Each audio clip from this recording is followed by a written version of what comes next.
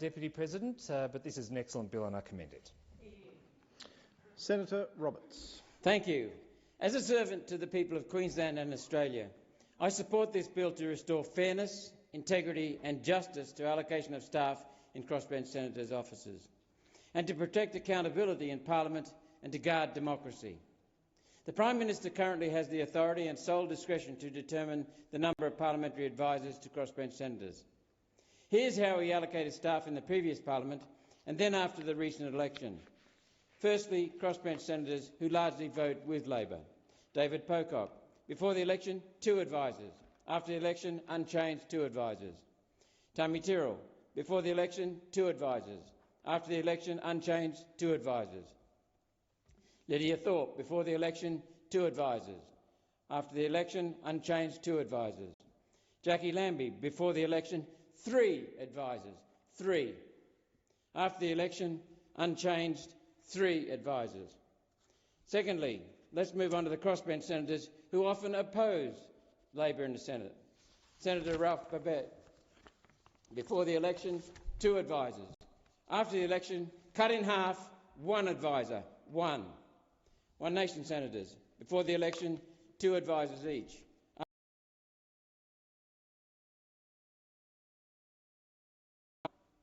Thirdly, crossbench Senator Fatima Payman, who resigned from Labor during the last term, embarrassing the Prime Minister and the Labor Party. Before the election, 0 advisers, nil. After the election, 0 advisers, nil. None. Next, consider this. The Prime Minister sacked both my advisers. He bypassed me, their employer.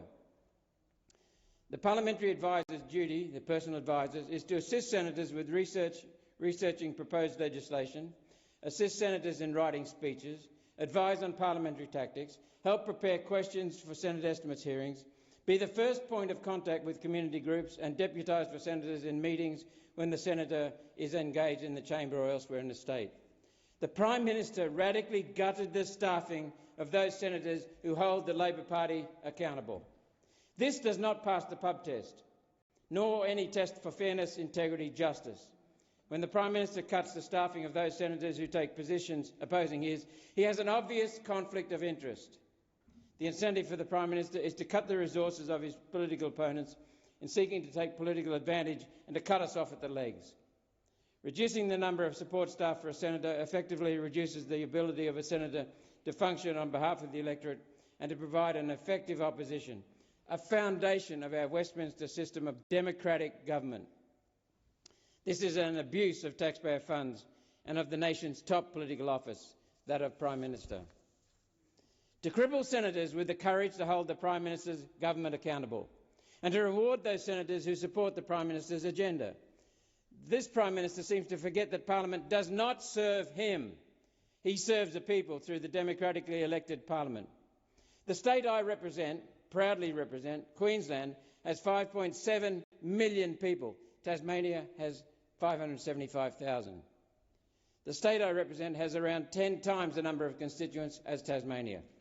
Queensland is 25 times larger in area than Tasmania. Queensland has more diverse regions and climates and a much larger and more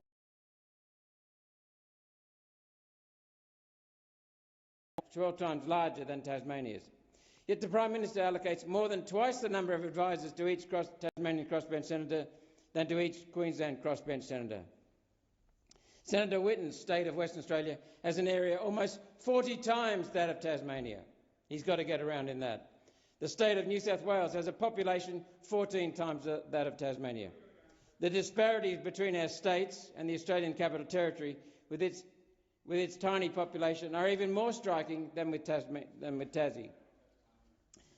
This treatment of different Senate officers is inequitable and raises issues of bias, discrimination and political bastardry. This clearly shows the Prime Minister to be incapable of fairness and clearly displays his vindictiveness, incompetence and biased behaviour. Is he aiming to cripple One Nation after we received a huge increase in votes, doubled our members of Parliament and came close to having a total of 7 senators elected? And one of our candidates for the House of Representatives achieved 2-party preferred status and came close to being elected. Is the Prime Minister afraid of One Nation's rise? Perhaps the Prime Minister is sensitive to criticism or to being held accountable.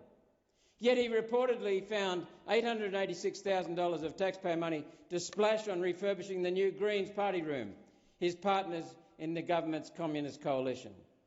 By the way, the journalist who exposed this news was banned from Parliament for a week.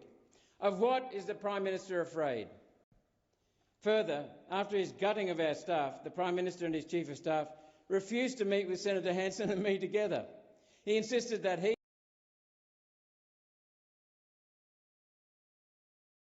subsequent meeting with the Prime Minister and his Chief of Staff, I raised three main issues: the unfairness of the Prime Minister's staffing allocation, the Prime Minister's actions breached recognised processes expected under administrative law provisions, and the Prime Minister imposed needless stress on staff who are already working hard in the taxpayers' interests.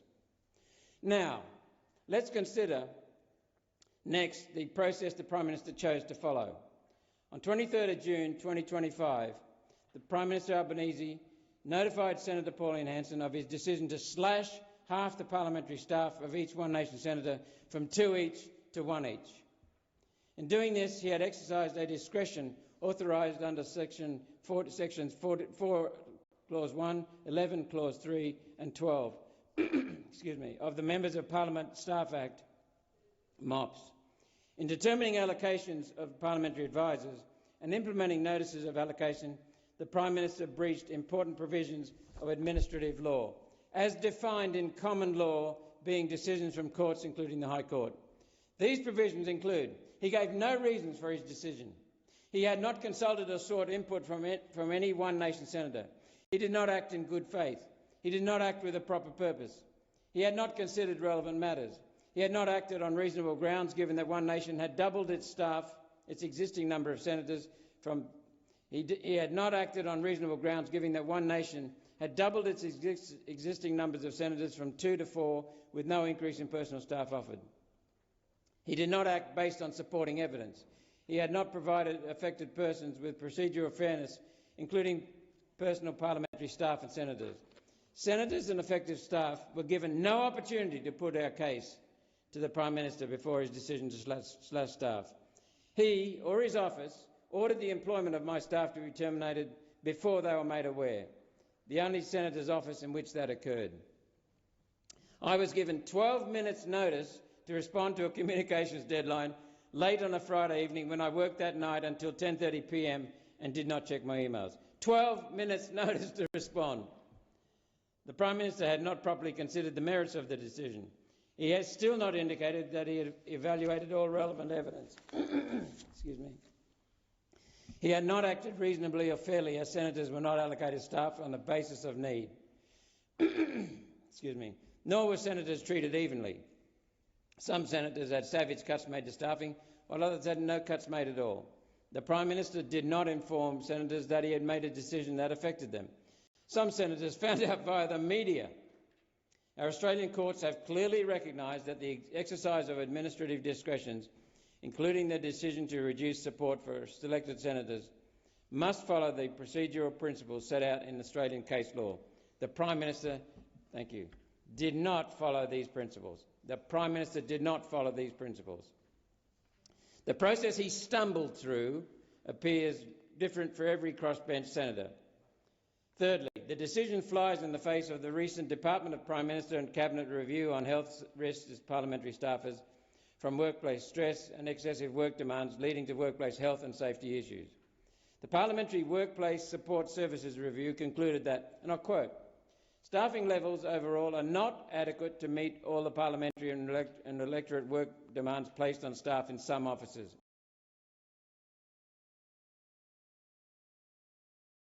Worked and translates further to a workplace health and safety issue.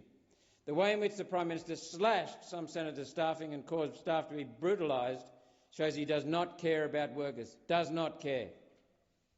If the Prime Minister supports a fully functioning Parliament, democracy and accountability, then he should ensure that members and senators are provided with reasonable resources, including qualified and professional advisers as personal staff. After securing re-election based on promises of transparency, the Prime Minister appears to abuse his position, disrespect Australian law and courts, and jeopardise democracy for his political advantage. The Prime Minister shows he is incapable of fairness and competence. He will be more able and likely to hide behind reduced opposition. That hurts Australia. It hurts democracy. This is clearly a further example of the Prime Minister seeking control over democratic processes. And I remind everyone that always beneath control there is fear.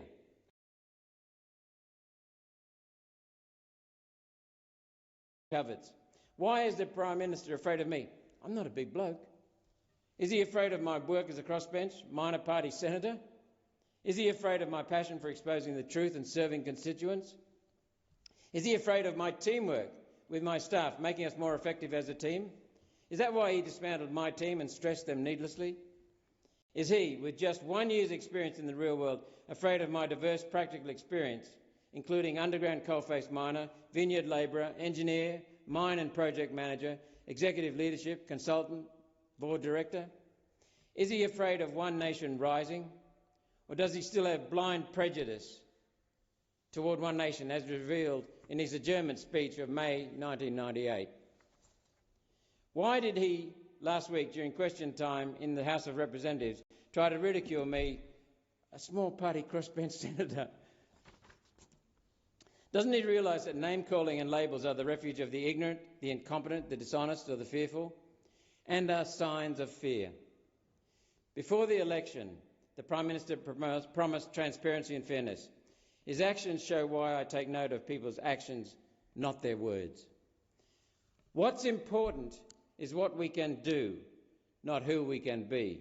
In other words, what we do matters. Our title matters nothing.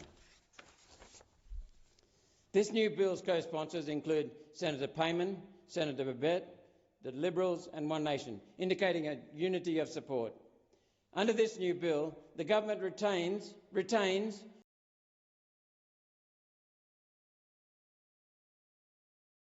perhaps thousands of departmental staff. The bill provides fair allocation to government, opposition, Greens, other parties and crossbench senators. This bill is well considered, well written and fair. The bill offers career progression for crossbench staff. It only nominates minimum standards. The Prime Minister still has the freedom to allocate more and exercise his discretion. We are all tired of partisan politics that threaten to destroy our country and destroy our democracy. This bill will ensure that support for senators and for Australian democracy is not subject to the whims of a recalcitrant Prime Minister who puts his own needs ahead of the effective operation of this chamber. Both preceding Liberal Prime Ministers allocated equal numbers of personal advisers to each crossbench senator, showing they both saw merit in fairness and in democracy. Prime Minister Albanese hides from democracy, buries democracy, prevents democracy, kills democracy. One Nation welcomes the spirit with which many diverse senators approached this issue's resolution in a united way. This bill is a sensible, practical and responsible solution to digging the Prime Minister out of the ridiculous and embarrassing hole he has dug for himself. All One Nation senators support this bill. I encourage all senators to support this bill. To all Australians, the ABC, the media generally, won't report this issue, so if you're concerned about the Prime Minister's abuse of power and taxpayer money, please share and spread it. Bringing back our country, restoring our country, starts with the people driving parliamentary accountability.